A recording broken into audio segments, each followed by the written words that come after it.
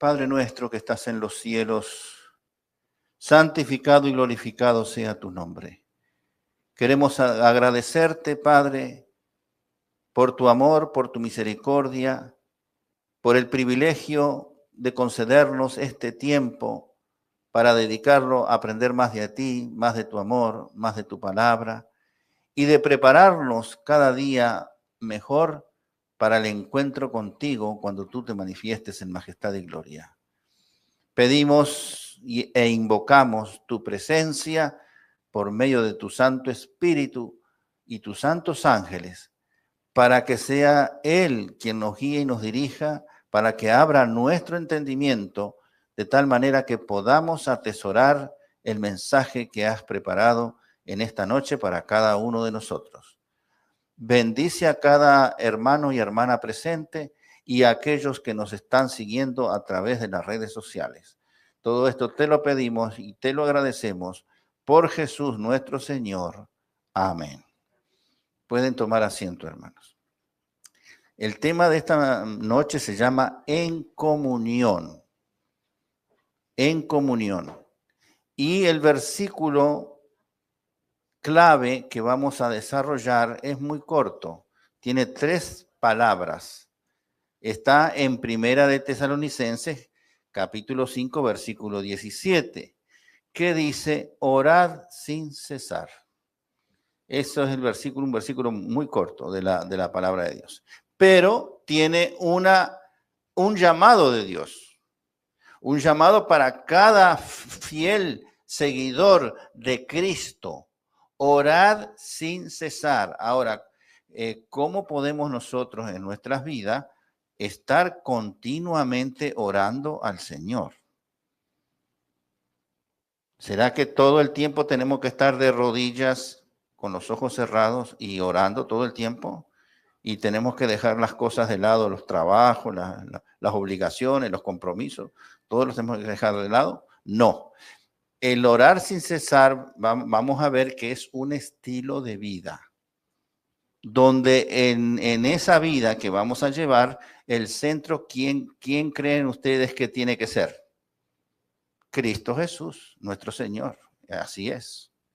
Ahora, vamos a hacer un repaso de los 2 últimos muebles que vimos. Nosotros vimos el candelero o el candelabro de 7 lámparas. Saúl, si puedes poner la imagen. Ese mueble se encontraba ¿dónde? ¿Dentro del tabernáculo o en el atrio afuera?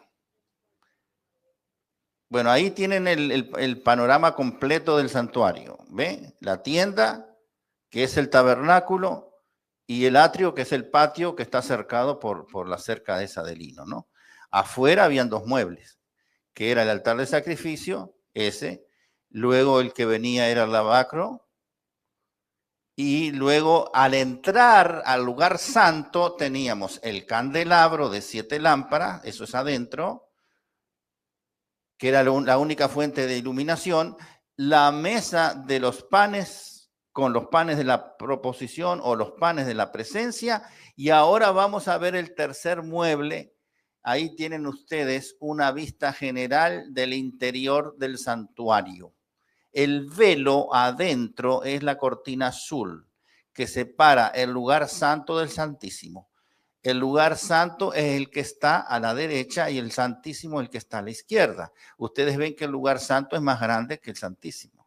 ¿Por qué? Porque el lugar santo tenía 3 muebles y el lugar santísimo solamente un mueble. Y hoy vamos a ver el altar del incienso. Ustedes están viendo que el sacerdote, el sumo sacerdote que está allí con un incensario en la mano, está frente al altar del incienso, que es el altar del incienso, como ustedes ven, es un mueble parecido a este púlpito, tal vez un poquito más pequeño. Tenía 4 cuernos en las esquinas, estaba construido de madera, de acacia, pero todo forrado de chapas de oro, enchapado en oro, revestido en oro. Por eso a ese altar se le llamaba el altar de oro o el altar del incienso. Al altar de afuera se le llamaba el altar del sacrificio, el altar del holocausto o el altar de bronce, porque el altar que estaba afuera estaba forrado de bronce, no de oro. El oro era adentro. Las paredes, como ustedes pueden ver allí, están también forradas de oro. Era de tablas, madera, pero forrada de oro. La mesa, habíamos dicho que la mesa era de madera de acacia, pero también forrada de oro. El candelabro era todo de oro macizo. Ahí no había madera, era todo oro. Las cortinas, si bien eran de lino, pero estaban cosidas con hilos de oro también. Así que todo lo de adentro era oro. Por fuera, el santuario se veía como una tienda más o menos, porque dicho de paso, el santuario tenía 4 techos. 4 techos tenía. El techo, el primer techo, el que se podía ver, como vemos aquí, ese era de lino blanco y también con bordados, ¿no? Pero después había un techo más que era una cortina de pelo de cabra blanco, después pelo de carnero rojo sangre, y finalmente otra cortina, la última de afuera, estaba hecho con piel de tejón. El tejón era como una especie de foca que existe por allá, que es una piel resistente a los cambios climáticos. Pero el color era un grisáceo, marrón grisáceo. Entonces no era un color lindo. Y la gente que veía por allí, la gente circunvecina, que no eran del pueblo de Dios, veía esa carpa y decía, bueno, será una carpa donde están guardando todos los desechos de muebles y cosas de esas. Dice, porque es una carpa fea por fuera. No era una cosa atractiva, pero por dentro habían millones de dólares en oro, hermano. Y eso representa a Cristo. El mismo santuario representa a Cristo. Por fuera, dice Isaías, que no tenía apariencia, que no tenía no era como un actor de cine que es muy elegante. No, era una persona común, pero por el interior era Dios encarnado, hermano. ¿Ve? Y Dios quiere que nosotros seamos así también. Que por fuera seamos personas normales, sencillas, pero por dentro que more el Espíritu Santo de Dios. Entonces, eso es lo que hace la diferencia.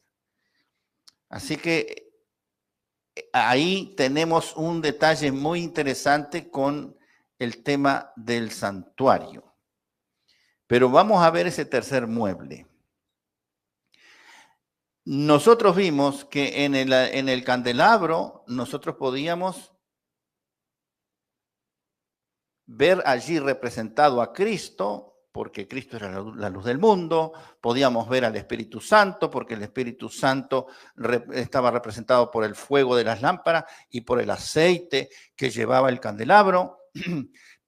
También vimos que el candelabro representaba la palabra de Dios, porque hay un versículo allí en Salmo 119, 105, donde dice, lámpara es a mis pies tu palabra y lumbrera a mi camino. Está hablando en términos simbólicos espirituales.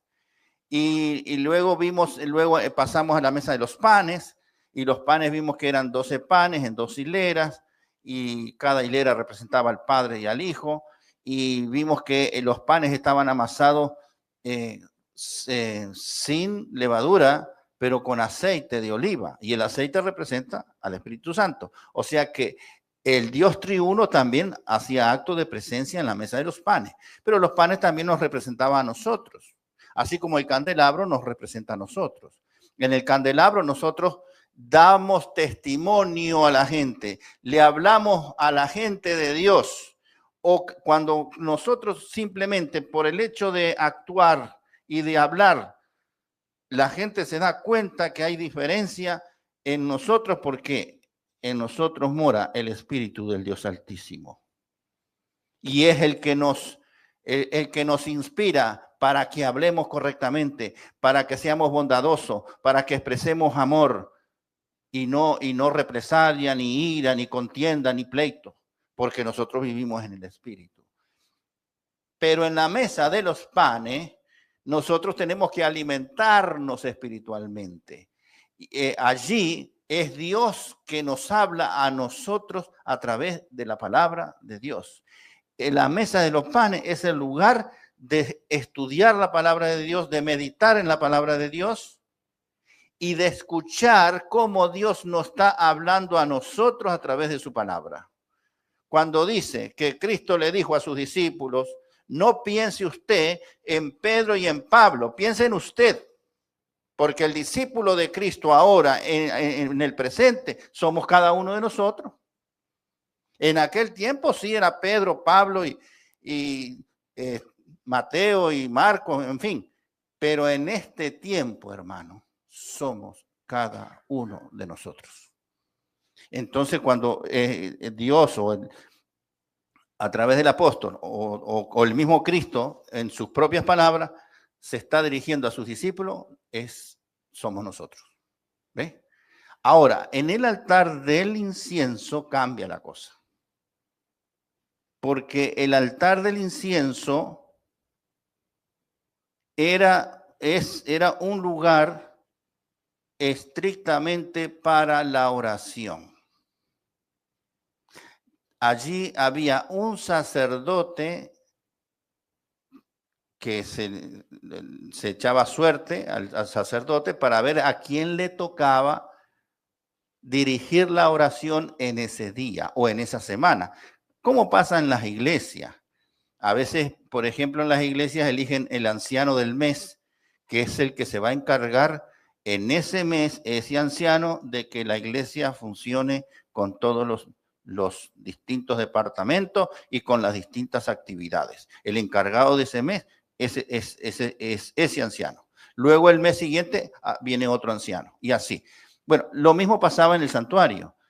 Se escogía el sacerdote que iba a ministrar la oración, así como se escogía el sacerdote que iba a ministrar en el altar del sacrificio con el pecado. Así, era un funcionamiento correcto, un funcionamiento en orden.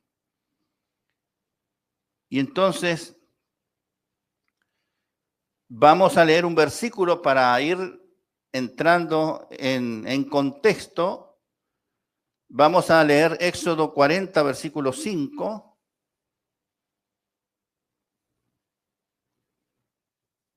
Allí dice, y pondrás el altar de oro, ¿ves? Ahí está hablando del altar de oro, que es el altar del incienso, para el incienso delante del arca del testimonio. Es decir, acuérdese que habíamos dicho que si comparamos este recinto con el santuario, la parte del lugar santo sería esta, y aquí habría la cortina azul, esa que es el velo, y de este lado estaría el lugar santísimo, el arca del pacto. Entonces, el altar de oro, el altar del incienso estaba bien pegadito a la cortina.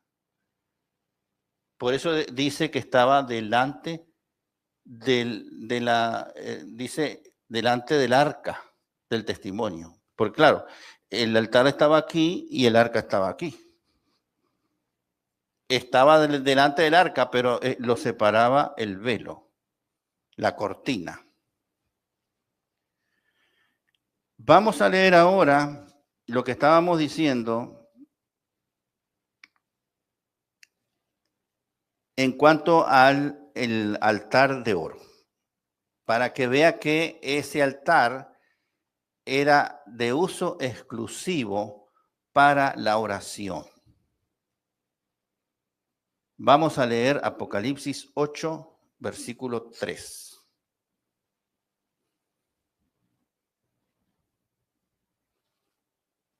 Otro ángel vino entonces y se paró ante el altar con un incensario de oro y se le dio mucho incienso para añadirlo a las oraciones de todos los santos sobre el altar de oro que estaba delante del trono.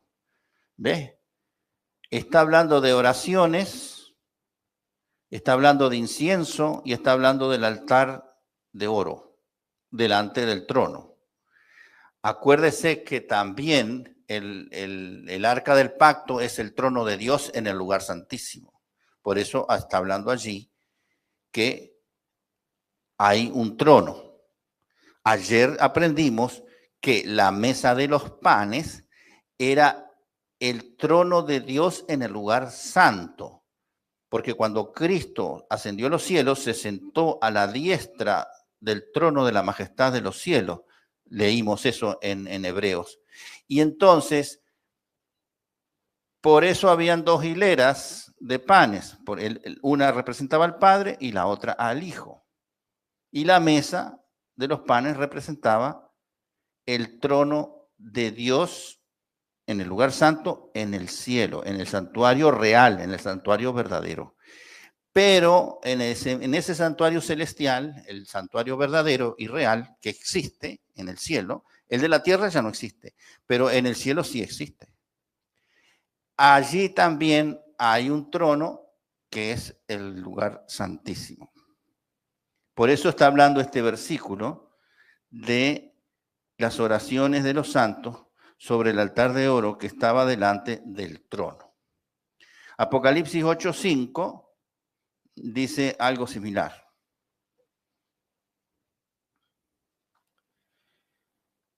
Y de la mano del ángel subió a la presencia de Dios el humo del incienso con las oraciones de los santos. Vaya poniendo atención. Fíjese lo que significa el incienso. Dice que el ángel tomó el incensario, lo llenó de fuego del altar. ¿De qué altar? Ahí dice que lo llenó de fuego del altar. ¿De qué altar había que sacar fuego?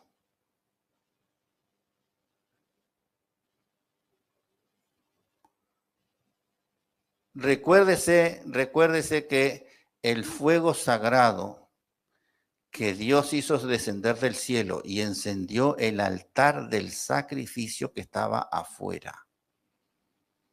Y el fuego que se utilizaba adentro, en el lugar santo y en el santísimo, tenían que ser fuego extraído del altar de bronce, del altar del sacrificio, porque ese era el fuego sagrado. Entonces, para el incensario había que sacar el fuego del altar del sacrificio. Ahí dice solamente altar, pero nosotros tenemos que entender que ese altar era el altar del sacrificio, no es el altar de oro, porque en el altar de oro no hay fuego. En el altar de oro hay brasas quemando incienso, pero no hay fuego. Y entonces dice, ahí lo arrojó a la tierra y hubo truenos, voces, relámpagos y un gran terremoto. Apocalipsis 8:5. Entonces, ¿cómo estaba compuesto ese incienso exclusivo para el santuario? Fíjese el orden de Dios en todas las cosas de Dios. Un perfecto orden.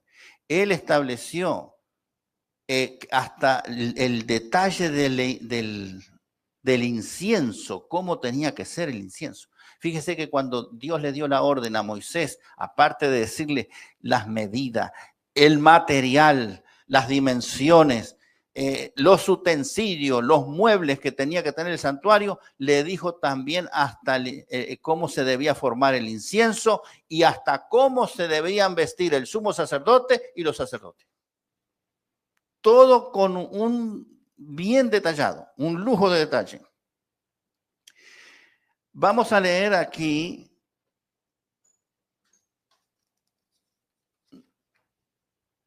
Éxodo 30, del 34 al 38, que aquí nos va a decir en detalle cómo estaba formado el incienso que se encendía en el altar del incienso.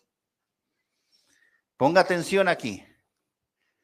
Dijo además el Señor a Moisés: toma especies aromáticas, y fíjese, ahora va a nombrar las especies aromáticas: extate y uña aromática y gálbano aromático e incienso puro.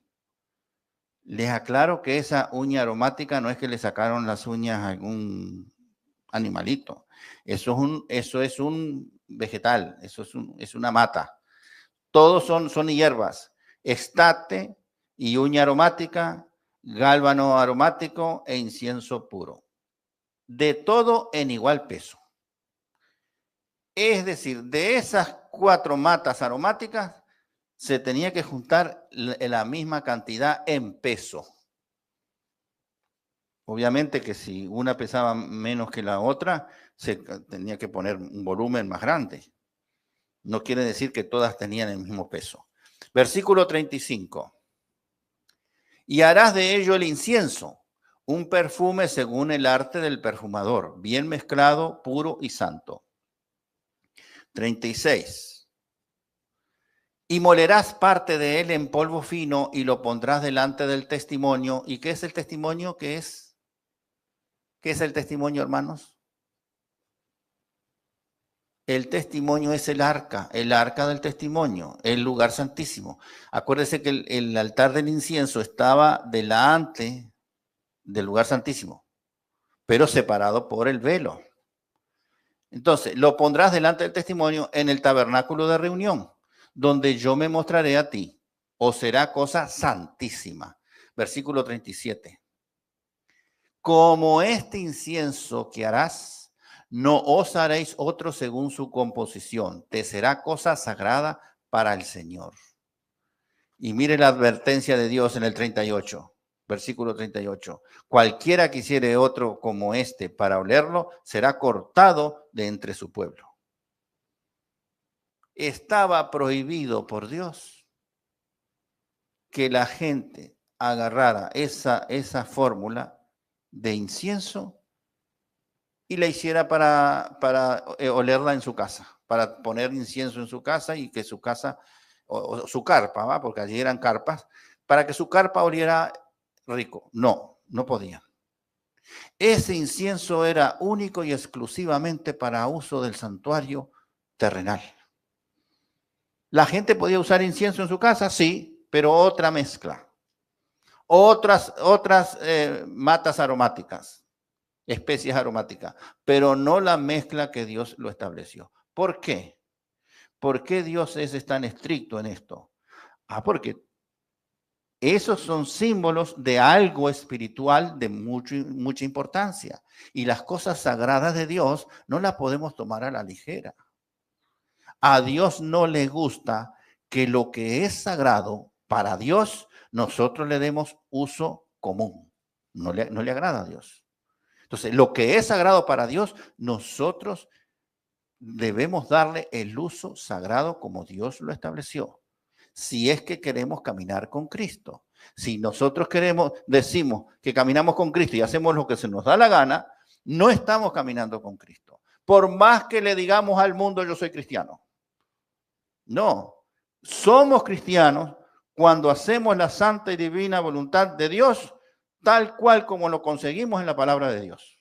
Si hacemos algo diferente a lo que está escrito en la palabra de Dios, no somos cristianos. Si Dios, por ejemplo, si dio Dios un incienso con 4 matas aromáticas, y usted agarra y dice, bueno, yo le voy a poner 3 de las que dijo Dios y yo le voy a poner una que a mí se me ocurra. ¿Es la misma para Dios? Para Dios no es lo mismo. Para usted sí, a usted le sirve, pero a Dios no. Porque Dios ya estableció que tenían que ser esas 4 especies aromáticas y no otra. Y ahora vamos a ver el significado espiritual con esta cita que les voy a leer. para que ustedes vean que ese incienso simbolizaba una combinación humana y divina. Por eso no podía tomarse las cosas a la ligera, porque ahí está la presencia de Dios, hermano. Vamos a leer esta cita. Dice lo siguiente. Él, refiriéndose a Cristo, sostiene delante del Padre el incensario de sus propios méritos. ¿Cristo alcanzó méritos con el sacrificio que hizo? ¿Sí o no? ¿Fue meritorio el sacrificio de Cristo? Claro que sí, porque con la muerte de Cristo, Él salva a los que quieren ser salvos. Él salva al hombre y a la mujer que quieren ser salvos. Y ya hay muchos que han bajado al descanso con la esperanza de ser salvo y tener la vida eterna. Y en la actualidad hay muchos que queremos ser salvos en Cristo Jesús. Por lo tanto, el sacrificio de Cristo tuvo mucho mérito, mucho valor. Es muy valioso. Y entonces acá dice la cita, que Cristo sostiene delante del Padre el incensario de sus propios méritos, en el cual no hay mancha de corrupción terrenal. Es algo santísimo. Está en el cielo todo es santo. Nosotros aquí en la tierra decimos el atrio, decimos el lugar santo, el lugar santísimo, para hacer diferencia. Pero en el cielo es todo santísimo, hermano. Todo es santo. Para nosotros hacemos diferencia, pero para Dios no hay diferencia. Allá todo es santo. Bueno, muy bien, vamos a seguir. Entonces, en ese incensario que no tiene mancha ni corrupción terrenal, reúne en su incensario, y mire las cosas que reúne. Primero, las oraciones. Toda oración que nosotros hagamos va dentro, forma parte o es ingrediente del incienso que está allá en el cielo. Nuestras oraciones. Nuestras alabanzas. Otro ingrediente. Así que ya van dos. Oraciones, alabanzas, los cantos que nosotros cantamos aquí en la iglesia. Las confesiones de su pueblo. Cuando usted se confiesa ante Dios y viene a Dios arrepentido y le dice, Señor, me he equivocado aquí, he cometido pecado, le hablé mal a fulano o a fulana, me acabo de pelear esta mañana y le dije una grosería y yo como cristiano no debo hacer eso porque te estoy dejando mal a ti, así que yo te pido perdón, que me ayudes a enmendar este error.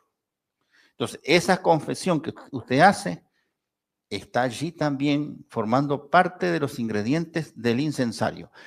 El incensario, cuántos materiales tenía? ¿Cuántas especies aromáticas tenía? 4. Dijimos 3. La primera es las oraciones nuestras. La segunda, las alabanzas nuestras. La tercera, las confesiones nuestras. Pero la cuarta es diferente. Porque la cuarta es la justicia inmaculada de Cristo Jesús. Así que el incienso que digamos, se usa en el cielo, tiene ingredientes humanos y divinos. Los humanos son las oraciones, las alabanzas y las confesiones. Y luego Cristo le añade su justicia inmaculada. Pero aparte de agregarle su justicia, lo perfuma, le pone el perfume al incienso, que es los méritos del sacrificio de Cristo. Con eso lo perfuma. Y de esa manera asciende el humo del incienso delante de Dios, plena y enteramente aceptable para Dios, el Padre. Así que nosotros vemos que, según la cita esta, hay una mezcla de incienso que ese es muy especial por cuanto se compone de elementos divinos y elementos humanos. Los elementos divinos son tres. Dijimos que el incensario que sostiene Cristo delante del Padre es los méritos de Cristo. Al incienso le añade la justicia inmaculada de Cristo y el perfume que le añade al incienso son los méritos de su sacrificio. Son tres elementos. Y los tres elementos humanos son las oraciones de los santos, o sea, los hijos de Dios, las alabanzas, que es la música sacra, hermanos. A veces se canta en la iglesia música que no es sacra. Es música que nos agrada a nosotros y que nos saca a bailar y ahora en las iglesias se están poniendo a bailar. Parece que en vez de ir a la iglesia estamos yendo a una discoteca. Eso no es música sacra. La música sacra no es una música para deleitarnos el yo. A mí me gusta el ritmo y yo me muevo. No. La música sacra es para adorar a Dios, para exaltar el nombre de Dios. Primero, en primer lugar, tiene que exaltar a Dios. Y cuando uno exalta a Dios en aquella santidad y en algo sublime, entonces uno experimenta una gracia divina que no se explica, porque es como si uno ascendiera al trono de la gracia, estuviese allí ante la misma presencia de Dios. Estamos siempre en la presencia de Dios, pero pareciera que a veces nosotros caminamos como que Dios no existe. Y entonces hacemos cualquier cosa y decimos cualquier cosa. Y tenemos que ser cuidadosos con eso porque siempre como cristianos, aunque estemos en un mundo de pecado, en un mundo oscuro, nosotros estamos caminando ante la presencia de Dios. Estamos siguiendo a Cristo. Y los santos ángeles que trabajan a nuestro favor también están allí acompañándonos. Está el Espíritu Santo trabajando en nuestra mente y en nuestro corazón, convenciéndonos de pecado, de justicia y de juicio, guiándonos a la verdad. O sea que está el cielo trabajando en favor nuestro, para nuestra salvación. Por lo tanto, nosotros caminamos en un mundo de pecado, pero ante la presencia de Dios. Así que tenemos que comportarnos bien como hacemos las cosas. Y a la hora de la música, hermano, tiene que ser música que eleve, digamos, el nombre de Dios al grado sumo, si es posible. Una música que realmente lo eleve a uno al cielo y no que nos traiga a la tierra y pareciéramos que como si estuviésemos ahí bailando en una discoteca. Ahora hay música, por ejemplo, música común, boleros y cosas, ritmos del mundo, que le ponen música cristiana y se cantan en la iglesia. Y creen que ya con eso, como tiene letra cristiana y la música del mundo, ya se hizo sacra esa música. No se hizo sacra. Entonces hay que tener cuidado que el ingrediente humano sea el correcto. Oraciones de los santos, las alabanzas o música sacra, música de adoración y las confesiones de su pueblo. Entonces, el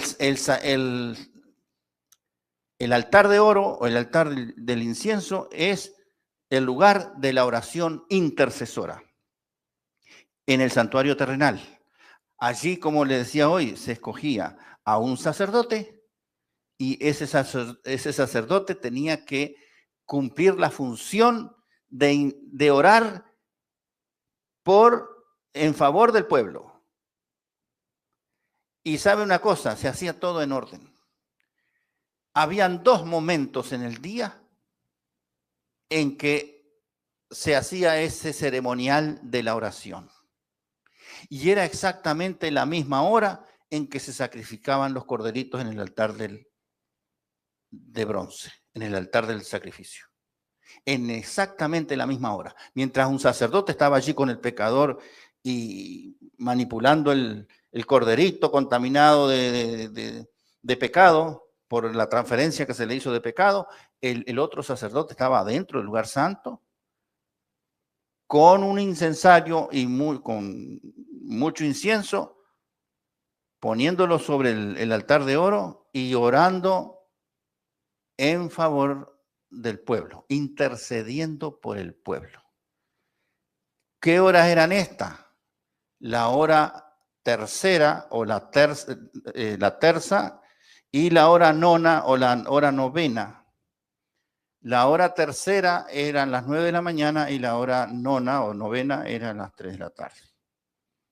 El primer cordero moría a esa hora, a las 9 de la mañana, el segundo cordero moría en la tarde. Y el sacerdote oraba. ¿Qué creen ustedes que hacía el pueblo justo exactamente en esa hora? ¿Qué creen ustedes? ¿Qué hacía el pueblo en esa hora, en la hora tercera y en la hora nona? ¿Qué hacían? ¿No se les ocurre a ustedes algo que podían hacer el pueblo? El pueblo se ponía a orar también. Detenía su trabajo en ese mismo momento y entonces mirando el santuario se ponía a orar acompañando al sacerdote que estaba orando en el santuario. Y oraba 2 veces al día. Aunque podía orar después, cada persona podía orar más, ¿no? Pero en ese horario era como una obligación que ellos hacían, oraban en la misma hora el pueblo también. Mientras el sacerdote estaba haciendo la oración de intercesión. ¿Hay ejemplos bíblicos de esto que estoy hablando? Sí. Vamos a leer, por ejemplo, Lucas, capítulo 1, versículo del 8 al 11.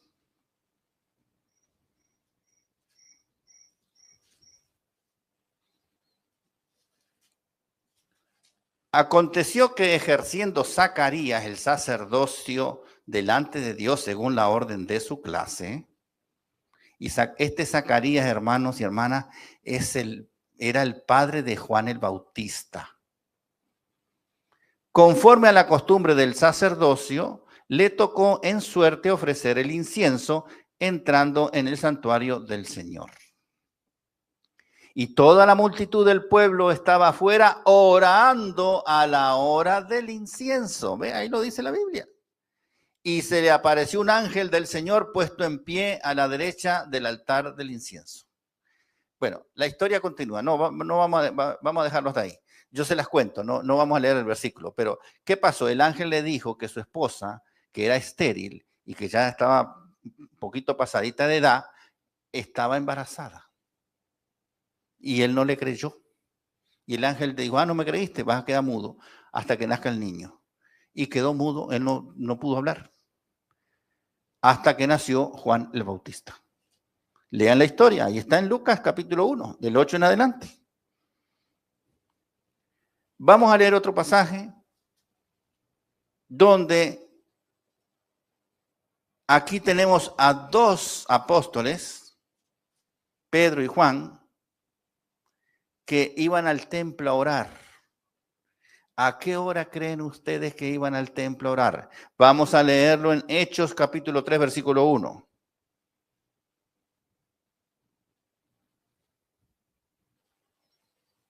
Hechos capítulo 3, versículo 1. Pedro y Juan subían junto a la hora novena. ¿Cuál era la hora novena, hermanos? La novena es en la tarde, a las 3 de la tarde. La tercia o tercera es a las 9 de la mañana. Entonces, en esa tarde, Pedro y Juan subían junto al templo a la hora novena, la de la oración. ¿Ve? Y ellos iban a orar en esa hora. Todo se seguía un orden. Por eso el Señor nos insta que nosotros estemos en comunión continuo con Él. Orad sin cesar. ¿Por qué, hermanos? El incienso, ¿ustedes creen que solamente se prendía allí a la hora tercia y a la hora novena y se apagaba ahí inmediatamente? No, el incienso quedaba humeando desde la hora tercia hasta la hora novena. Y luego a la hora novena, a las 3 de la tarde, venía el sacerdote con más incienso y más brasa del altar del sacrificio, ponía el incienso en el altar de oro y seguía humeando toda la noche hasta el otro día a las 9 de la mañana. Es decir, que el servicio del incienso era continuamente, era todo lo que estaba dentro del santuario, del lugar santo, era todo continuo. Porque, lo dijimos ayer, las luces tenían que estar constantemente prendidas todo el tiempo, porque la única fuente de luz que había dentro del santuario era el candelabro de 7 lámparas.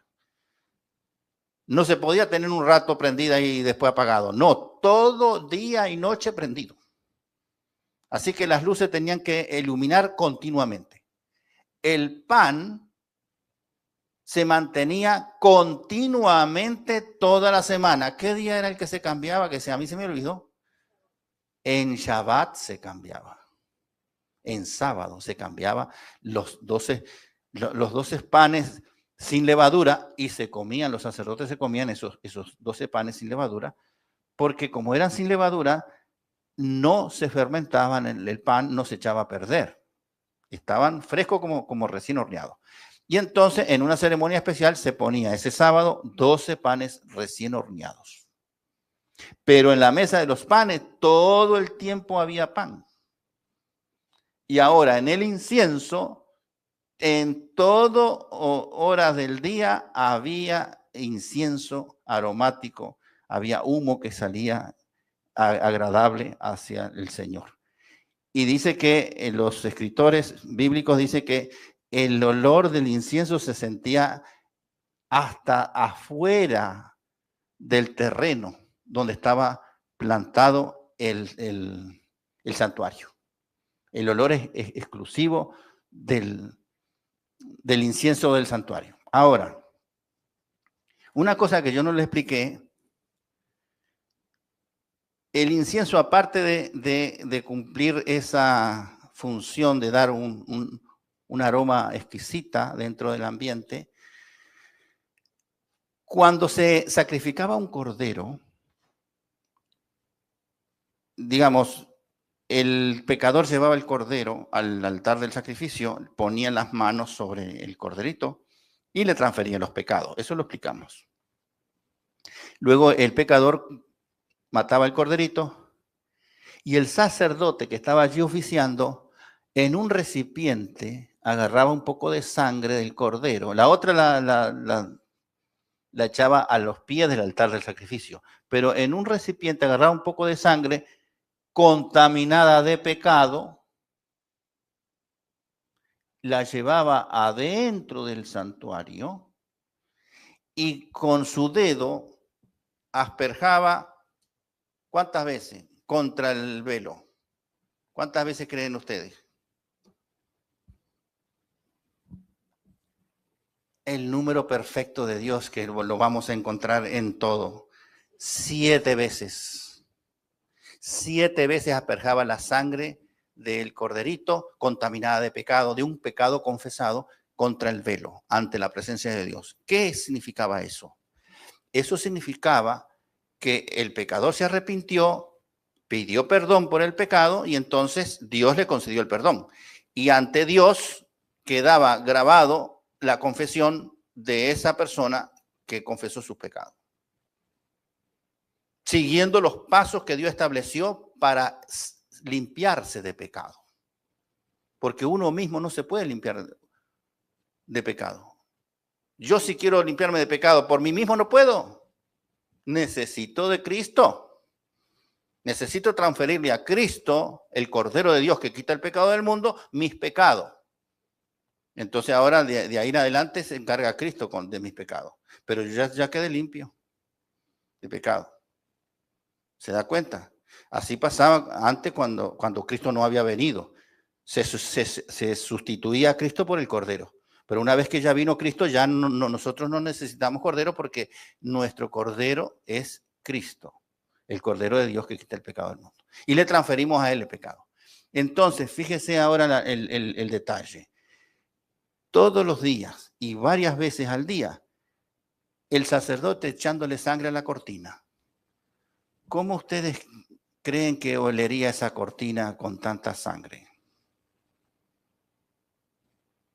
Por eso el incienso era una aroma exquisita, aromática, neutralizaba también el mal olor de la sangre seca en la cortina. Esa otra función que cumplía. Entonces, ustedes pueden ver allí que el Señor nos llama a que nosotros oremos sin cesar, porque el humo tiene que estar, del incienso tiene que estar constantemente subiendo ante la presencia de Dios. Eso significa que nosotros tenemos que relacionarnos con Dios en todo momento, en todo lugar y en toda circunstancia, dentro y fuera de la iglesia. Las 24/7, como se suele decir. Todo el tiempo está relacionando con Dios, pensando en Dios, sabiendo que Dios tiene la solución. Si hay algo que nos pasa, busquemos en Dios. Si alguien nos agredió, busquemos en Dios. Si nos salió algo agradable, nos aumentaron el sueldo, busquemos a Dios. Gracias a Dios que me aumentaron el sueldo. Pasé el examen, gracias a Dios. Dios primero. No tendrás dioses ajenos delante de mí. Ese es el primer mandamiento. A Dios se pone en primer lugar en nuestras vidas. Entonces, cuando nosotros ponemos a Dios en primer lugar en nuestras vidas, estamos orando sin cesar, porque siempre tenemos en cuenta en todos los detalles a Dios. Vamos a tomar una decisión, vamos a comprar algo. Pongamos a Dios, a ver si nos conviene comprar ese algo. Mucho más si vamos a comprar una casa, un carro, o si vamos a entrar en una relación de pareja y decidimos casarnos. Todo ponerlo en las manos de Dios para que Dios sea quien nos guíe y nos dirija. Porque Dios sabe mejor que nosotros qué es lo mejor para nosotros. Nosotros no sabemos nada. Juan 15:5, ¿qué dice? ¿Qué dice Juan 15:5, hermano? La segunda parte, la última parte. Dice, yo soy la vid, vosotros los pámpanos, el que permanece en mí y yo en él, este lleva mucho fruto. Porque separado de Cristo, es decir, separado de mí, dice Cristo, ¿cuántas cosas podemos hacer? Nada, hermano. No vamos a hacer nada bueno separado de Cristo, pero con Cristo sí podemos hacer muchas cosas y buenas. ¿Ve? Eso es lo que nos está diciendo el Señor. Así que la Biblia es muy clara en este punto, porque ¿quién es nuestro sumo sacerdote en el cielo? ¿Quién es el que está ministrando en el cielo como sumo sacerdote? A ver si tú, Saúl, pones la imagen, la última imagen, donde aparece el santuario por dentro, donde están los 3 muebles, la última imagen que te mandé hoy. En la tierra había un sacerdote humano. Pero ahí es el sumo sacerdote, un humano. Pero en el cielo, ¿quién es nuestro sumo sacerdote? Cristo Jesús. ¿Y sabe qué es lo que está haciendo Jesús allí en el altar del incienso? ¿Qué era lo que hacía el sacerdote? Una oración de intercesión. Entonces, ¿qué está haciendo Cristo ahí? Está intercediendo por nosotros. ¿Dónde dice eso en la Biblia? Hebreos 7, versículos 22 y 25. Hebreos capítulo 7, versículos 22 y 25. Dice, por tanto, Jesús es hecho fiador de un mejor pacto. Y ahora vamos al 25. Por lo cual puede también salvar perpetuamente a los que por él, por Cristo, se acercan a Dios, viviendo siempre ¿para qué? Para interceder por ellos. El que intercede por nosotros es el Señor Jesucristo. Vamos a leer otro versículo. Primera de Timoteo, capítulo 2, versículo 5.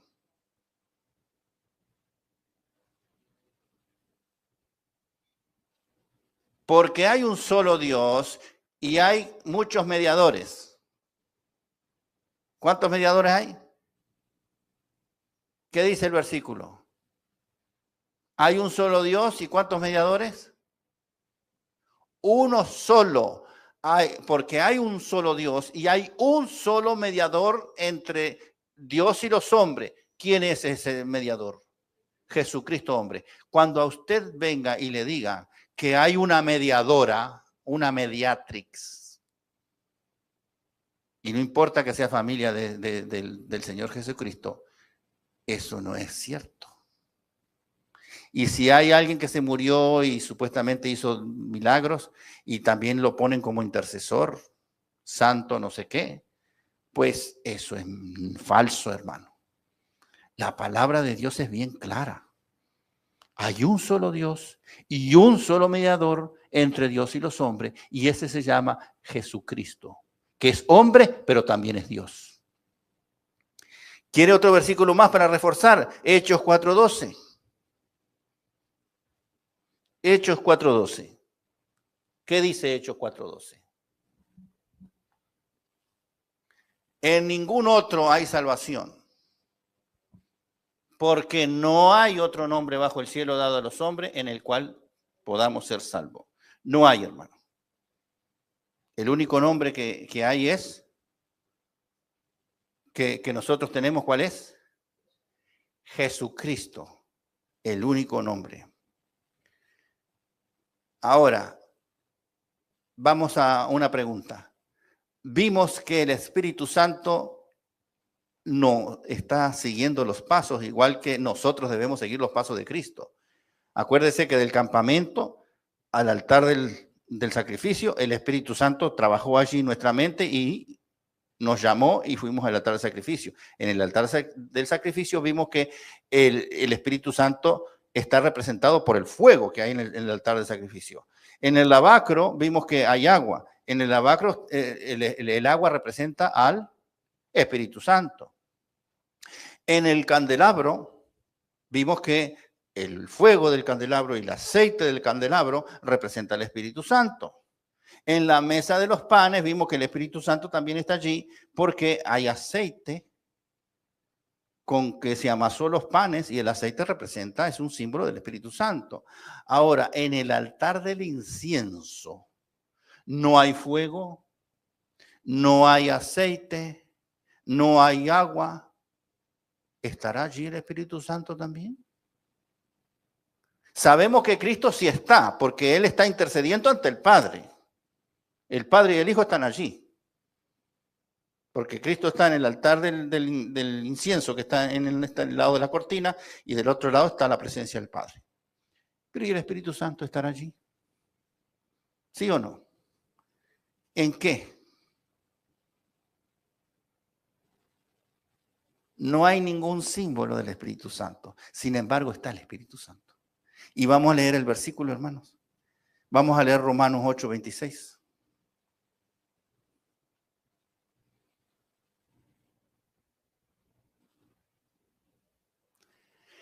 Y de igual manera, el Espíritu nos ayuda en nuestra debilidad. Pues, ¿qué hemos de pedir como conviene? No lo sabemos. Es decir, nosotros no sabemos cómo pedir ante el cielo, porque no sabemos ni el idioma, ni cómo funciona el cielo. Pero el Espíritu mismo intercede por nosotros con gemidos indecibles. Lo que nosotros decimos, el Espíritu Santo está también allí con Cristo intercediendo. Está intercediendo en la manera de acomodar nuestras palabras para que sean oídas en el cielo. Tremendo amor de Dios. Cómo Dios tiene los tantos detalles para que nosotros podamos acercarnos confiadamente al trono de la gracia. Es increíble. Cuando nosotros conocemos todos estos detalles, cómo Dios nos ama, cómo Dios ha previsto todo para que nosotros podamos alcanzar el perdón, la salvación y la vida eterna y estar seguros de que estamos caminando con Cristo. Porque Él pone todos los detalles allí. Finalmente quiero decirle otra cosa. Vimos ahora que ya analizamos los 3 muebles del lugar santo, quiero decirle que el lugar santo es, siguiendo los 3 muebles, nosotros en nuestras vidas, es el lugar donde nosotros nos santificamos. Y el proceso de santificación no es un proceso que dura unos días, unos meses, dura toda la vida. Y si nosotros cumplimos con los pasos que están dentro del lugar santo, simbolizados por los 3 muebles que vimos, entonces nosotros estamos seguros de que estamos caminando con Cristo. Y vamos a repetir las funciones para que quede claro. En el candelabro, nosotros somos luz del mundo, dijo Cristo. Vosotros sois la luz. Quiere decir que nuestro testimonio es muy importante y tenemos que dar un buen testimonio a las demás personas. Si decimos que somos cristianos, pues vivamos en santidad, vivamos como verdaderos cristianos. No decimos de palabra que somos cristianos y después salimos estafando a la gente o mintiéndole. No podemos hacer eso. Tenemos que hacer la santa y divina voluntad de Dios.